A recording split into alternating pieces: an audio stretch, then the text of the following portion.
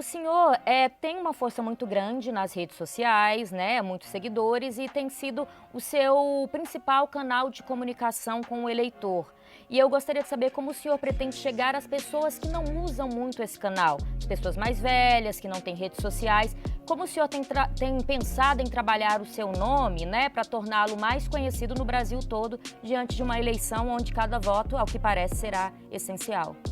Perfeito, Larissa. Esse é o grande desafio. Eu sou presidente de um partido que foi fundado em novembro do ano passado. É um partido formado majoritariamente por jovens e pessoas que se uniram através das redes sociais para construir uma alternativa para o Brasil. Isso é o meu partido, isso é uma missão. O que nós pudemos fazer até agora? Eu convenci os mais jovens, ou seja, as pessoas que nos acompanham, a nos ouvir e apoiar o projeto. E aí a pesquisa Atlas me coloca já com quase 24% entre o público de 16 a 24 anos, em alguns cenários com 11 a 14, no público de 25 a 35. Ou seja, é uma força muito grande. No recorte homens desse público de 16 a 24, eu estou em primeiro nas pesquisas. Então é um sintoma, isso está funcionando. Quem não me conhece, de fato, as pessoas mais velhas e uma parte importante do público feminino. O que eu já estou fazendo, que está começando a quebrar esse problema, é um trabalho extenuante de rodar o Brasil de carro e passar em todas as cidades que eu puder e em todas as rádios ser sabatinado igual eu estou fazendo aqui na CNN. Então, quando eu vou numa rádio no interior do Maranhão, no interior do Ceará, no interior de Santa Catarina, eu topo ouvir todas as perguntas, sou muito claro, sou muito aberto, sou muito honesto e apresento minhas propostas. É o que acontece. Naquela comunidade, pessoas mais velhas têm o primeiro contato comigo e aí elas vão me seguir nas redes sociais e a gente começa esse ciclo. Então, eu sou muito confiante em ser escrutinado e sabatinado pela imprensa e não importa se a imprensa é um veículo grande nacional como a CNN, como um veículo pequeno numa cidade do interior do Maranhão. Eu acho que respeitar esse papel da imprensa vai fazer com que eu seja conhecido pelos mais velhos e aí eu vou aos poucos quebrando essa barreira. A única coisa que me breca um pouco é eu não sou rico, não tenho o jatinho que os meus concorrentes têm, eu tenho que fazer isso de carro. Então eu furei pneu no Maranhão, é uma aventura meio que um rally, conhecer o interior do Brasil. E aí eu não tenho a mesma velocidade, eu poderia estar alcançando isso se eu tivesse dinheiro há 2 meses atrás, os números que eu bati na Atlas, né? Não sei se o senhor já fez essa contabilidade. Quantos estados já deu para visitar por essa logística? Uns 8, 9. Mas quando eu visito, por exemplo, Santa Catarina, o Flávio Bolsonaro vai visitar só Florianópolis. Eu rodei de Chapecó a Tubarão e foi só metade de Santa Catarina, eu fiz tudo de carro. Então, Maranhão fiz ele inteiro, né? O estado todo de carro, eu gasto uma semana inteira visitando o estado. A questão da Larissa e a sua resposta me chama a atenção, ou me faz aqui colocar uma outra questão que eu queria ouvi-lo. Como o senhor disse, o Missão é o partido mais novo, mais jovem fundado do Brasil, embora o MBL tenha uma trajetória já de mais de uma década, né? O momento em que o MBL surgiu e se tornou nacionalmente conhecido foi ali no processo de impeachment da então presidente Dilma Rousseff. Tiveram um papel crucial, inclusive com articulação, na época, com o então presidente da Câmara, Eduardo Cunha, que era quem tinha que assinar a abertura do processo, etc.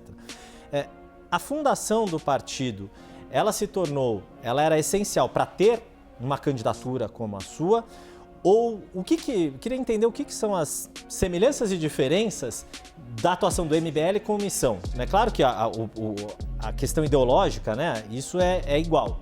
Mas o que muda numa atuação de um movimento social, de redes sociais, como o senhor já explicou, e passa a ser no CNPJ partido? Tem uma série de outras questões, obrigações, deveres.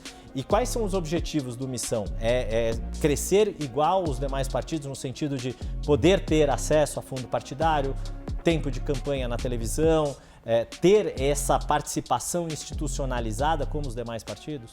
Yuri, eu vou responder usando o exemplo disso aqui que está na nossa mão no celular. O público da CNN é um público qualificado, tá? Então há muitos empresários que vão entender. A Apple, que é o exemplo que eu coloquei aqui, ela sempre trabalhou a ideia de fazer o software e o hardware. Então, elas fazem o sistema operacional do computador e dos celulares e o celular em si. E quando você coloca o sistema operacional junto com a máquina, o funcionamento é melhor, há uma elegância de design, tudo é melhor para a experiência do usuário. Do ponto de vista político, eu tenho que juntar as ideias, então eu criei a segunda maior revista de política e cultura do Brasil, que é a Valete, um aplicativo, uma rede social própria para criar novas ideias. Nós criamos o Movimento Brasil Livre, onde a gente experimenta essas ideias através do ativismo, e o Partido Político Missão, em que nós institucionalizamos essa ação política. Então, toda a experiência da pessoa que vive as nossas ideias, ela é uma experiência que faz sentido, ela é coerente. Ela participa da produção das ideias, das discussões, dos fóruns de debate, ela vai para a aplicação disso no mundo real, fazendo ativismo. E eu acho que ser um político sem antes ter sido um ativista é como um jogador de futebol que não participou da categoria de base.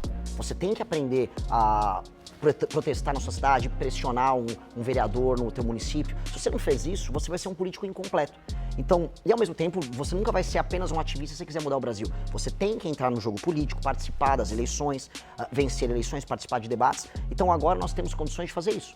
E havia uma demanda, tanto que a própria pesquisa Atlas demonstrou que o Partido Missão, com apenas 5 meses de vida, já era o 4º partido favorito dos brasileiros. Então havia uma demanda reprimida por um projeto desses. Então nós estamos entregando um projeto que é completo e nesse sentido o futuro pra gente será muito diferente do futuro da maior parte dos partidos brasileiros. Por que eu falo entre aspas? Porque eles não são partidos, são legendas. Se o Kassab vem aqui participar de um debate, uma discussão com você, Yuri, ele vai falar sobre como ele pode ou não apoiar o governo Lula, ou pode não apoiar o governo Tarcísio, ou seja, o Kassab não tem um partido. Ele tá uma legenda que ele troca favores com os outros. Nós temos um partido, e isso é diferente. E aí eu respeito ainda quem é partido. Eu posso discordar essencialmente do PSOL.